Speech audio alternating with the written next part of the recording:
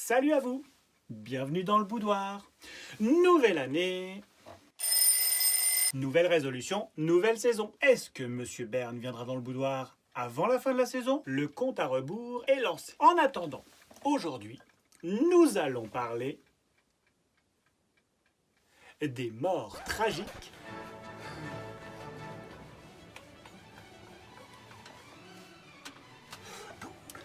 dans la royauté.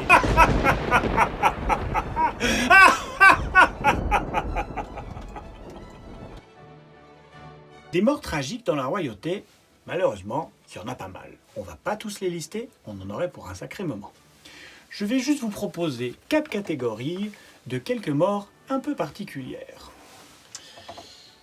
Où est mon jeu? Ah, merci, mais qu'est-ce que je ferais sans vous, mon chambellan?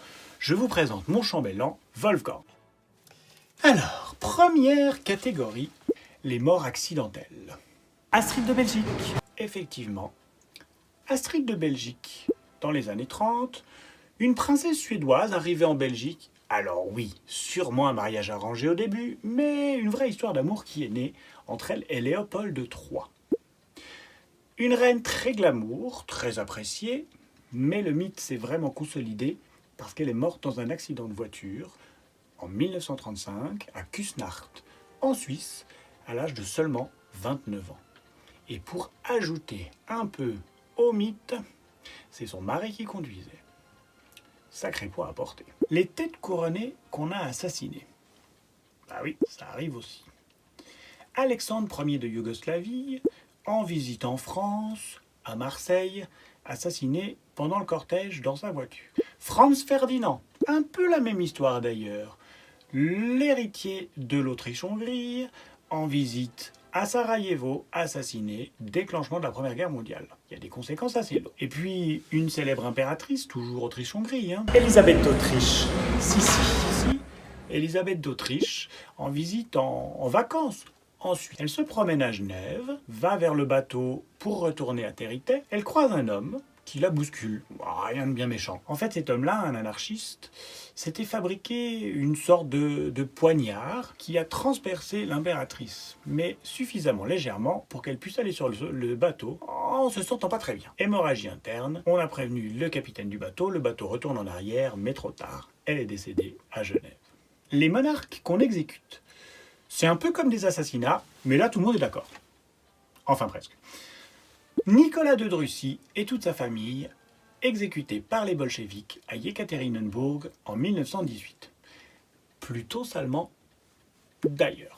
Louis XVI, la Révolution, 1789, la Bastille, on sait comment ça se finit pour lui. Et puis évidemment, son épouse, Marie-Antoinette. Marie-Antoinette. Oui, alors pour Marie-Antoinette, c'est pas tellement... C'est plutôt... Monsieur Royal. Parlez-nous de la guillotine, tiens. La guillotine. Joseph Ignace Guillotin. C'est pas lui qui l'a inventé, non, c'est pas lui, c'était un médecin. Mais c'est un médecin qui en a fait la promotion. Il a dit avec ma machine, il a dit avec ma machine, je vous coupe la tête en un clin d'œil et vous ne souffrez point. Ça, c'est de la pub. Il a dit ça pour faire la promotion de la guillotine. Ça a marché parce que ça a marché en France, dans certains cantons suisses, en Grèce, en Allemagne, en Belgique et même en Suède. En France, à la prison des Baumettes, il y a une guillotine jusqu'en 1977. Quand même, en 1977. En 1977, vous étiez né en 1977, bah oui, vous étiez mort. Voilà, c'est la guillotine. Les inclassables. C'est par exemple ceux qui ont des morts vraiment tragiques. Ou alors vraiment ridicules. Georges Plantagenet. On est le 18 février 1478. Il a été exécuté pour je ne sais quelle raison, il a pu décider lui-même. Il s'est dit que la noyade par Malvoisie, c'était pas mal. Alexandre Ier de Grèce. On est le 2 octobre 1920. Ça partait d'un bon sentiment. Il se promenait dans son parc avec son chien. Un singe a commencé à attaquer le chien. Il a voulu les séparer. Le singe s'est retourné contre lui, septicémie. Il en est mort. Adolphe Frédéric de Suède. 12 février 1771. Un bon repas, on s'en souviendra. Effectivement. Caviar, soupe aux choux, hareng, homard. Comme c'était pas assez, par-dessus ça, choucroute. Le tout arrosé au champagne. Et au moment du dessert, c'est pas une part, c'est pas deux, c'est pas trois, etc. Figurez-vous que c'est 14 fois qu'il a repris du semla. Le semla, c'est une spécialité suédoise, une sorte de brioche fourrée à la pâte d'amande et à la crème. Aujourd'hui, la recette du semla. Le semla est une pâtisserie traditionnelle de la Suède.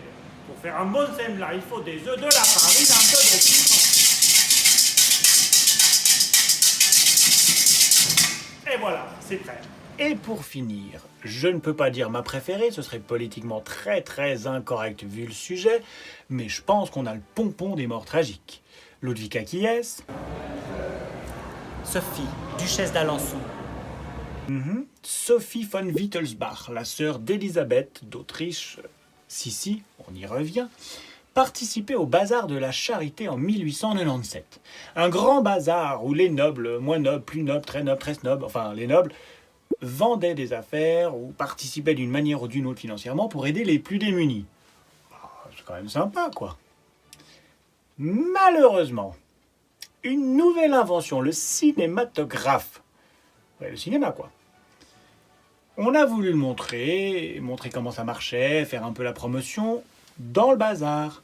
Sauf que ça fonctionnait alors d'une manière assez compliquée, je peux pas tout vous dire, j'y comprends rien. Mais, quoi qu'il en soit, ça s'est enflammé.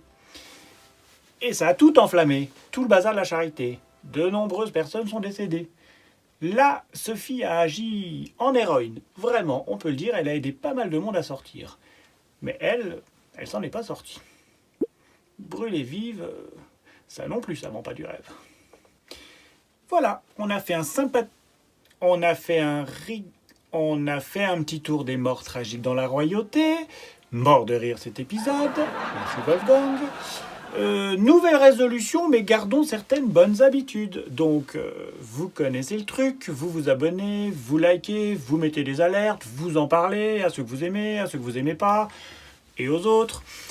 N'oublions pas l'opération Stéphane Bern, le suspense pour cette saison, est-ce qu'il viendra? Donc, je vous rappelle, le but, c'est d'arriver jusqu'à lui d'une manière ou d'une autre pour qu'il nous dise, d'une manière ou d'une autre également, qu'il nous a repérés, qu'il a envie de venir, ou qu'il a envie de nous écrire, ou je ne sais quoi, on verra.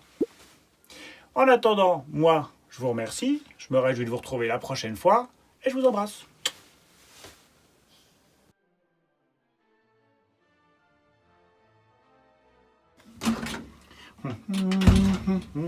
Je nettoie le boudoir, je nettoie tout, je nettoie le boudoir, oh oui, je nettoie, et comme ça, ce sera nickel. C'est quoi ça? Un agenda? Ah oui, 1er février, anniversaire de Stéphanie de Monaco. Ok. 6 février, anniversaire de la princesse Marie de Danemark. Ok. 14 février, c'est l'anniversaire de Hans Adam II de Liechtenstein. La vache, ça c'est dur à dire. Hans Adam II de Liechtenstein. Ok. Ah, 14 février, c'est aussi la Saint-Valentin. Super. En tout cas, c'est tout propre. Il devrait être content, c'est génial. Propre.